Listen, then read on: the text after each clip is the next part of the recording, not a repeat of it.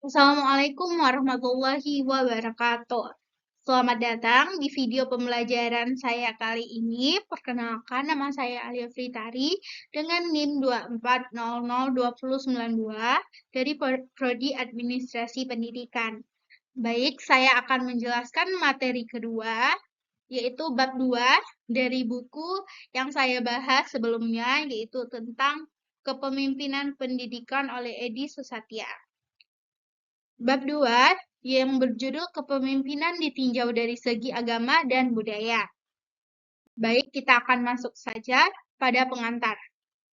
Kepemimpinan bukan sekedar kekuasaan atau jabatan formal semata.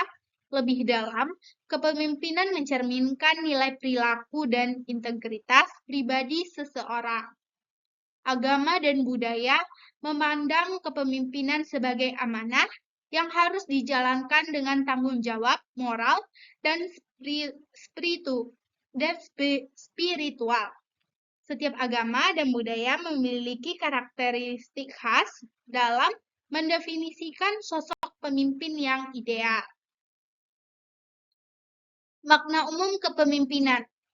Kata dasar pimpin berarti membimbing atau menuntun yang kemudian membentuk makna kepemimpinan sebagai dasar membimbing sekelompok orang menuju suatu tujuan bersama. Kepemimpinan tidak hanya dipahami sebagai teori atau konsep semata, melainkan merupakan praktik nyata yang tercermin dalam tindakan sehari-hari. Setiap langkah, keputusan, dan interaksi seseorang pemimpin menjadi bagian dari proses kepemimpinan yang sesungguhnya.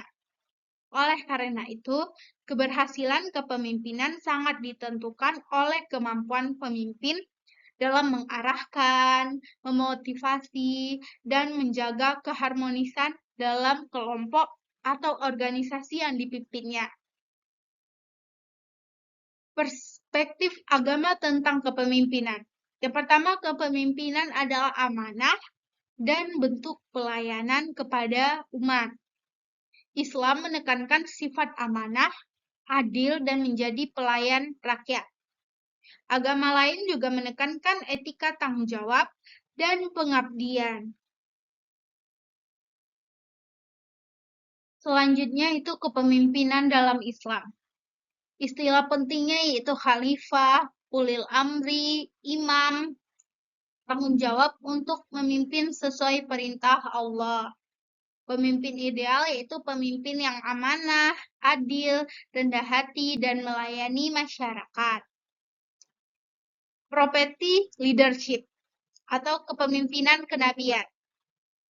Rasulullah SAW sebagai teladan kepemimpinan yang universal. Gaya kepemimpinan beliau yaitu musyawarah, adil, jujur, rendah hati, dan tidak memaksakan kehendak. Sifat utamanya yaitu syidik, amanah, tablik, dan fatanah.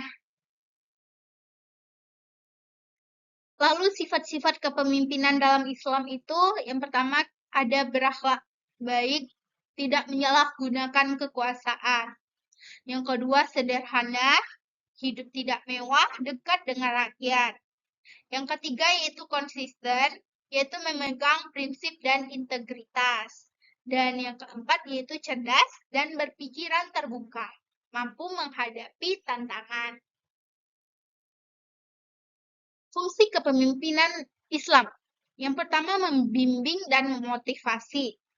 Lalu membangun komunikasi yang sehat, menjamin ketentraman, keadilan, dan kerjasama dalam kelompok, dan mencapai tujuan organisasi dengan nilai-nilai moral. Kepemimpinan dalam budaya Jawa. Dalam budaya Jawa, kepemimpinan dipandang sebagai amanah luhur yang dijalankan dengan budi pekerti dan kearifan lokal. Seorang pemimpin ideal tidak hanya kuat secara struktur, tetapi juga mampu menciptakan rasa tentram, damai, dan sejuk bagi rakyatnya.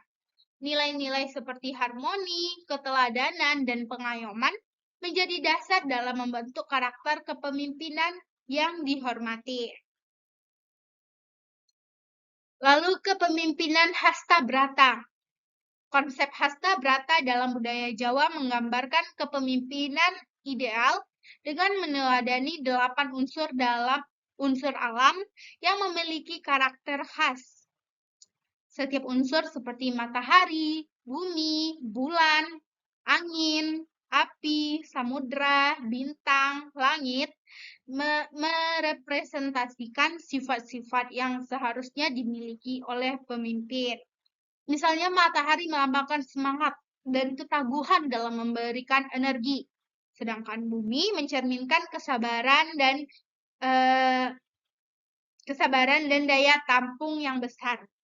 Pemimpin yang meneladani Hasta Brata diharapkan mampu membawa keseimbangan, keadilan, dan keteladanan dalam kepemimpinannya. Kesimpulannya yaitu kepemimpinan dalam perspektif agama dan budaya menekankan pentingnya nilai-nilai moral, etika, dan tanggung jawab sebagai fondasi utama dalam memimpin. Seorang pemimpin tidak cukup hanya mengatur atau memerintah, tetapi harus mampu menjadi teladan, menginspirasi, dan membimbing dengan hati. Nilai-nilai agama seperti amanah, adil, dan jujur, serta kearifan budaya lokal seperti pengayoman dan harmoni, memperkaya karakter dan pendekatan kepemimpinan.